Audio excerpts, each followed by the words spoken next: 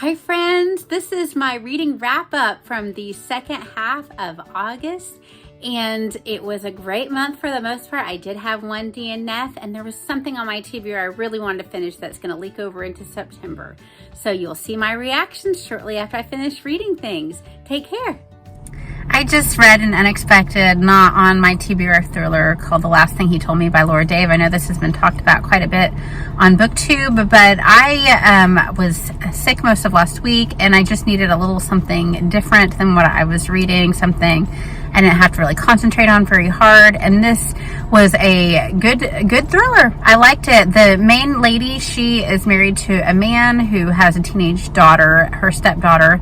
The mother has supposedly been dead for many years, and he just is gone missing. And she gets a message with 2 words that say protect her, and he knows that he's talking about his daughter. And so this is just a journey on trying to figure out what in the world is going on. I like the way it ended. I like the twists, and I also like the protagonist, how she is a kind and understanding stepmother, and she does not try to manipulate the teenage daughter, and that the teenage daughter, although she has some issues with her stepmother, is not just a mean awful kid. She's just having a little bit of a hard time. So I recommend it. Try it if you like thrillers. This was a pretty good one. All right, take care. Bye-bye. Hey friends, just a little reading update. I finished 2 books yesterday. One is a read aloud I was doing at night before bed with my 12-year-old daughter, and it is The Witch of Blackbird Pond by Elizabeth George Speare. I did read this when I was about her age, and I remembered the bones of the book, but most of the details I didn't remember. It's like remembering a dream that you had a long time ago. So it was really fun to read this with her. The concept is that there is a young lady named Kit who has come from Barbados because her grandfather died. She knows she had an aunt that was very close to her mother that is in Connecticut. So her grandfather had been a lot in debt. She doesn't have a lot of money. She sells most of what she has. She takes what is still hers and goes to Connecticut across the sea. Even before she gets there, people think she's weird because she rescues a girl's doll out of the water and she swims. So people are whispering, witch, witch, witch. And she comes and it's very awkward at her uncle's house. Her uncle clearly doesn't want her there. They don't know she's coming. She had no other options. The book goes deeper into why she had no other options. The aunt is very pleased to have her there. One of the sisters is very sweet in the family, and the other one is kind of snooty, but they do their best to welcome her. But she's very different. She has come from not a Puritan background, and this is a very Puritan society. So she tries to fit in. She even has someone want to court her, but there are a lot of problems with her fitting in this culture.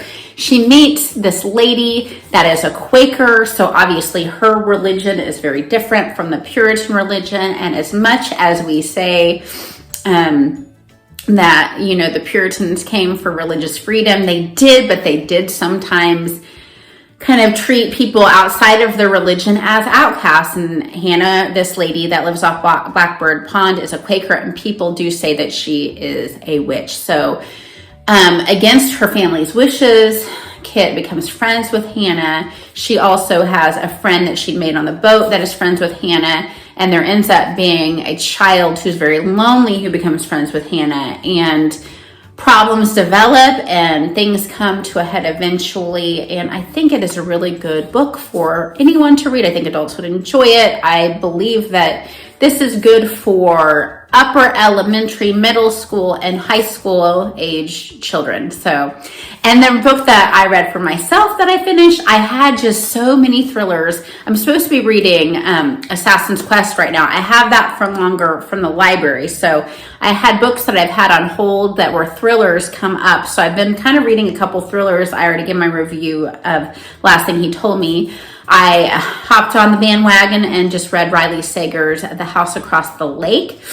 I compare most spying on your neighbor type stories, which this is definitely a spying on your neighbor type story, to my favorite movie, Rear Window, and nothing has held up to that, and this definitely follows that. So there is a house across the lake from this lady who is a famous actress who has had very hard times. Her husband has died, and she can see everything that's going on. She has saved the lady that lives in the house life in a situation one time, and she kind of feels responsible for her, and she sees some things happening in the marriage over there that concern her, and that's where the story goes.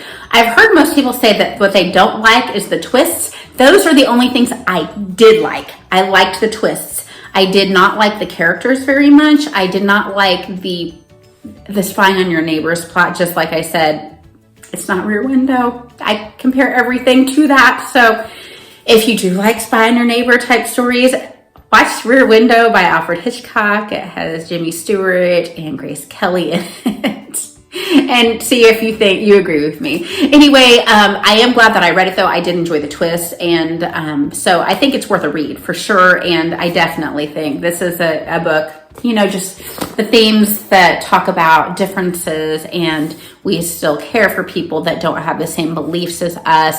Yet it's not saying, don't say that our beliefs are what we believe. I think that's something really important to put out there too, is I feel like they were saying that your beliefs are important. Your beliefs are important, but so we must respect other people and be friends with them. Anyway, I hope y'all are doing well. I'll talk to you later. Hey y'all, welcome back to my bathroom.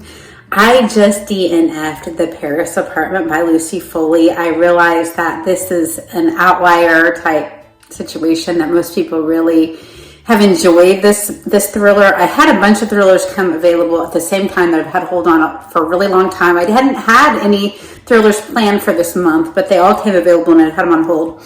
So last thing she told me, great. That House Across the Lake, fairly entertaining.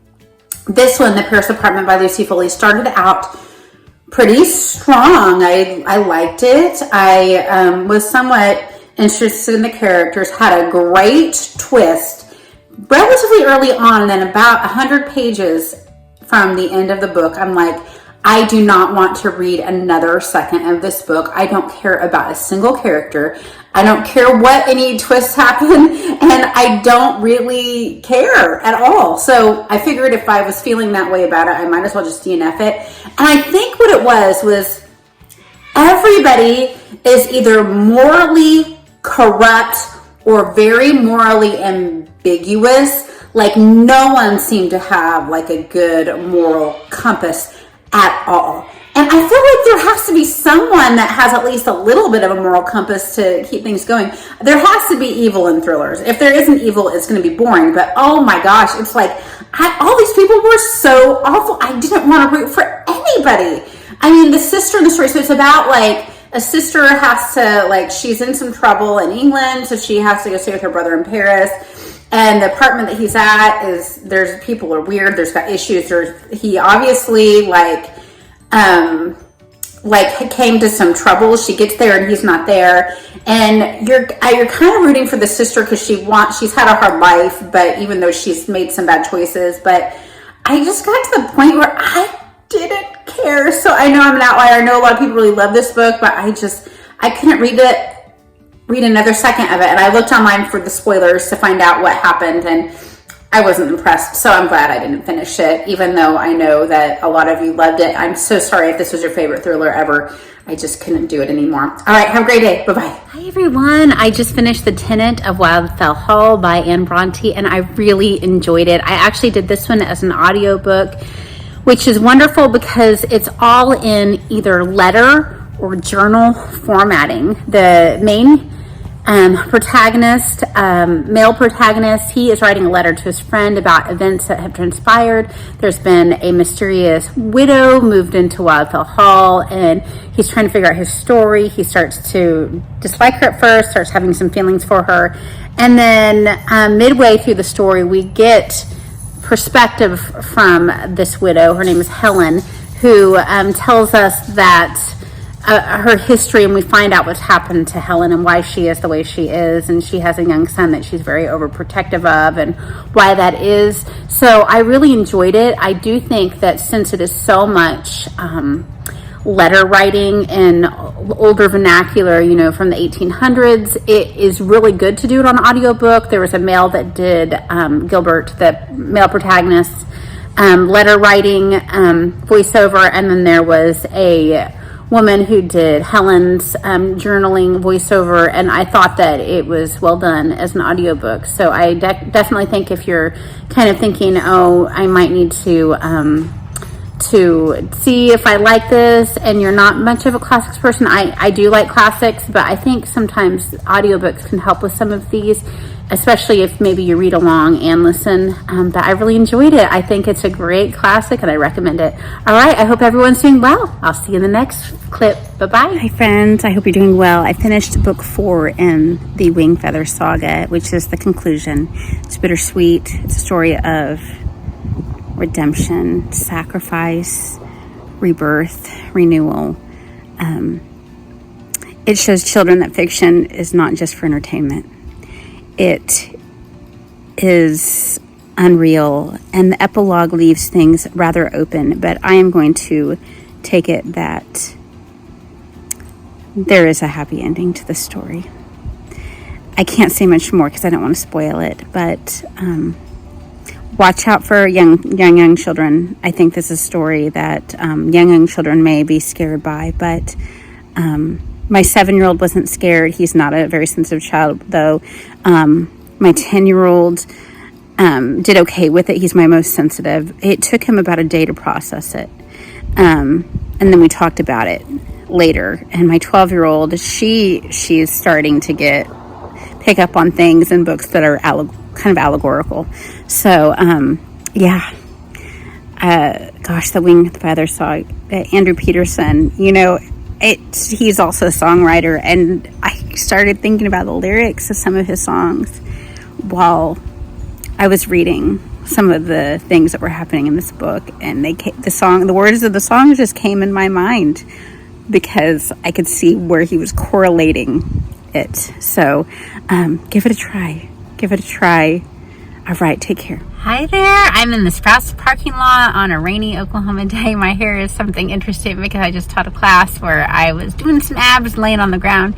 I had my first TBR fail this month. I was not able to finish the Assassin's Quest, which I'm group reading with Dusty Book Sniffer Nicole. And I am really sad I didn't finish it this month, but I am going to continue pushing through it in September. I'm loving it so far. So I hope that you guys that have read it, that I will finish it soon so that I can chat about it with everybody. I know a lot of people really love Robin Hobb, and I agree. So I hope everyone has a wonderful reading month in September, and thanks for following me on this journey through the last half of my August reads. Take care. Bye-bye.